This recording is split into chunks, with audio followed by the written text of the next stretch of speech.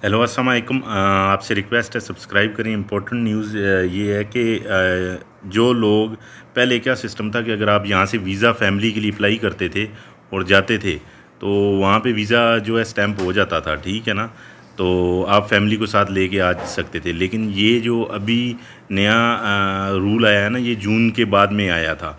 कि रूल क्या आया था कि आप जो है आपका किंगडम में होना ज़रूरी है। जब आपकी फ़ैमिली, अगर आप फैमिली को स्पॉन्सर कर रहे हैं, वीज़ा पाकिस्तान में है तो एतमाद सेंटर में जब वीज़ा जाएगा तो तशहीर से आपका वीज़ा जो है स्टैंप नहीं होगा। उसके लिए जो बंदा स्पॉन्सर कर रहा है he must be inside the kingdom, ठीक है। अभी रिसेंटली एक केस रिपोर्ट हुआ है जिसमें सेम केस हुआ है कि उन लोगों को तशहीर वालों ने उनका वीज़ा जो है रिजेक्ट कर दिया और वापस कर दिया, ठीक है। तो आप लोग फ्यूचर में ऐसी आपसे कोई मिस्टेक ना हो, इसके लिए आप ये जो वीडियो है आप दूसरे लोगों से भी मिस्टेक ना हो तो आप ये वीडियो लोगों के साथ ज़्यादा से ज़्यादा शेयर कर दें, ठीक है, ताकि जिन लोगों को इन्फॉर्मेशन नहीं है उन लोगों को इन्फॉर्मेशन हो जाए, ठीक है ना।